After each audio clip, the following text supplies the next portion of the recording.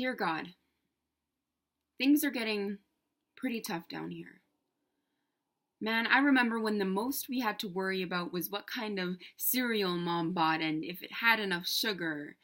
And now, we finally opened our eyes to the commercialized truth that there are kids who would consider it a lucky day if they can find a piece of bread bigger than their frail little hands, desperate to stay alive, but tired of trying so hard. Things are getting pretty tough down here. I remember when drugs were something we would never encounter, something of a different world that can never reach us even if it tried, but then we found ourselves trying it. We found ourselves stretching out our arms, pulling it through portals into our world, and before we knew it, it became our world. But we thought, I just need a fix to fix me. Some of us think we need someone else to fix us, that we need a partner to save us, to sanctify our souls, to satisfy our bodies, therefore making us whole. Our brains are trained to think that by definition we're alone if we don't have someone to share a bed with, so we settle. Instead of waiting for your plans, we settle for any hand we stumble upon. Anybody, any body we stumble upon has just gotta be the one, so we share with them the one thing that is supposed to be only ours, our Creator's, and the spouses He has in mind for us, for later. We share with them our bodies, our purity. I remember when sex was something sacred between a man and a woman, a gift from God for His children, and now sex is something used to satisfy ourselves. It has become something to be seen through a screen. A certain snake seems to have completely perverted the idea of sexual intimacy. So many of us are stuck in sexual sin, in sexual addiction, in self-image addiction, in self-harm addiction, alcoholic addiction, and we want to remain anonymous, so we don't tell anyone. We don't tell anyone who we are behind closed doors. We are award-winning actors. We play the role we need to play in front of an audience, but behind the scenes, off stage, we're unrecognizable. I remember when life was so simple.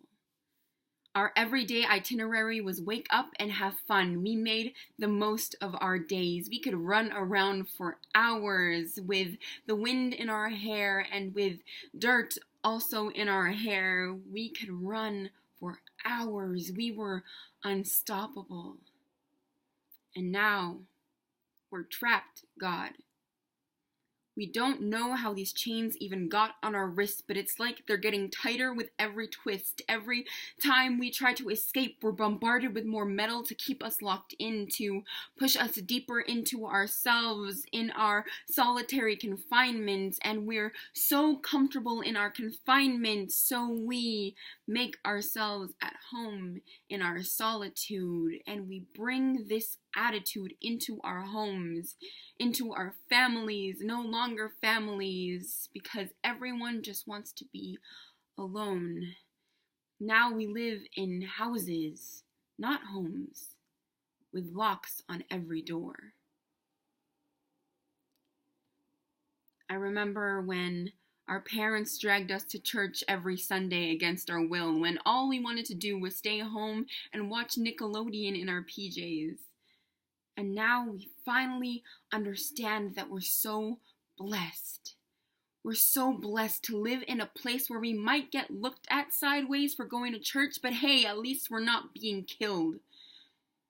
Seriously, we get nervous admitting to our friends that we spend every Friday at youth group when our brothers and sisters are literally being beheaded for saying the name of Jesus, while we say that name in vain every day.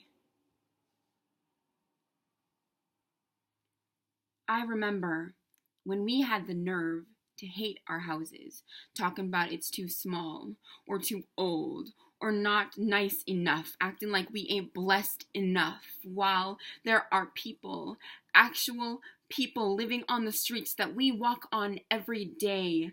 We rush past them as they ask for a hand to just help a brother out. Our brothers are out there suffering and cold and rejected, feeling separated, a nobody in society. They're treated like scum and no one seems to care. When we rush past them, we're asking them to stay there. They're reminded with every sneer and stare that they're not good enough.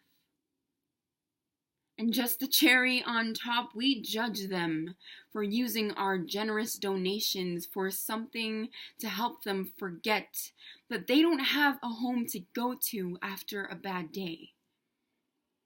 And while we complain about our warm houses filled with family that loves us, there are orphans that may never get that chance, and to them, this is all pointless. Man, I remember when we knew the cure for every sickness. You got a cold? Chicken noodle soup. Stomach flu? Pepto-Bismol. Scrape your knee? Just rub some Vaseline on that and you'll be fine. But little did we know that there are sicknesses that are killing people instantly, and simultaneously there are sicknesses that will kill so slowly, but there's nothing anyone can even do about it. There are diseases even doctors haven't heard of, illnesses destroying families, and the thought of these realities demolishing people's belief in you. So why? Why are you allowing these terrible things to happen to us? Why? Is it just okay with you that people are starving to death as a consequence of being born in a certain country? Or how about the children, your children being sold into sex slavery or prostitution, criminal action? Or how about the 12-year-old kids committing suicide? Or how about the wrists consistently cut open, betrayed by their own frail little hands, desperate to stay alive, but tired of trying so hard? I remember when we were kids, we could pray for the whole wide world. But now, we're intimidated because there is so much wrong. There's so much wrong down here, God. So tonight, before I go to sleep, I'll pray for the whole wide world to dream again. I pray the whole wide world will dream of heaven instead of asking why life sucks. Instead, let us ask what heaven will be like.